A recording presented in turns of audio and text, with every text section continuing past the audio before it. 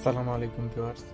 প্রবাসে আসার পর থেকে যে বিষয়টা আমার সবচেয়ে বেশি কষ্ট দিতেছে সেই বিষয়টা আজকে আপনাদের দেখাবো। এই বিষয়টা আপনাদের কাছেও খারাপ লাগবে, কারণ এটা অবশ্যই একটা খারাপ লাগার বিষয়। তো কথা না বেরিয়ে চলেন ভিডিওটা কন্টিনিউ করি, আর ভিডিওর মাঝখানে কিছু কথা বলতেছি। আমি যেখানে ডিউটি করি মূলত এটারে আর্মি ক্যাম্প বলে সবাই।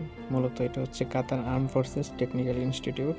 তো এখানে ছোটোখাটো কোনো প্রোগ্রাম হলে এত পরিমাণে খাবারের ব্যবস্থা করা হয়, মূলত এখানে না, কাতারের সব জায়গাতেই মূলত ব্যবস্থা করা হয়। তো বরাবরের মতো আজকেও একটা প্রোগ্রাম ছিল। তো এই প্রোগ্রামে আপনারা দেখতেই পাচ্ছেন যে খাবারগুলো আমি নিয়ে আসছি, এটা শুধু অনলি আমি একজন নিয়ে আসছি।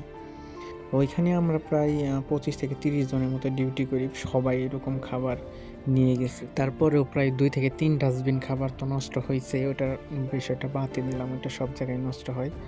তো আমাদের দেশে অনেক মানুষ কিন্তু না খায়া থাকে বা খাবার মিলে না, বা এই টাইপের খাবারও কিন্তু অনেকের মিলে না, অনেকে বলতে বেশিরভাগ মানুষের মিলে না। জীবনে এমনও চাকরি করছি যে চাকরিতে দেখা গেছে এক বেলা খায়া 2 বেলা না খায়া থাকতে হয়েছে, এমনও দিন গেছে। আর এখানে খাইতে খাইতে পেট ফুল হয়ে যায়, আর খাইতে পারি না। আর এইখান থেকে খাবার আই না যে কাউকে দিব এমন কোনো সুযোগ নাই, কারণ যারা ডিউটি করে সবাই এরকম খাবার নিয়ে আসে, কাকে খাবার দিব ভাই?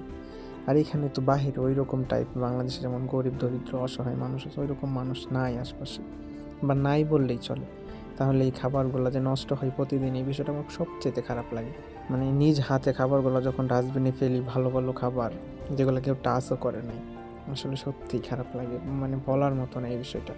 তাই ভাবলাম আপনাদের সাথে শেয়ার করি, আপনারা দেখেন বিষয়টা। সরি আপনাদের গুরুত্বপূর্ণ সময় নষ্ট করলাম, হয়তো বা আপনার কাছে মনে হবে এটা ফালতু একটা ভিডিও, আসলে এটা সচেতনামূলক একটা ভিডিও যে আমাদের দেশের মানুষগুলো কত না খায় থাকে, আর আমরা এই দেশে আইসা দেখি যে খাবারগুলো এইভাবে নষ্ট হয়। তো ভিডিওটা লাস্ট পর্যন্ত দেখার জন্য আপনাকে অসংখ্য ধন্যবাদ।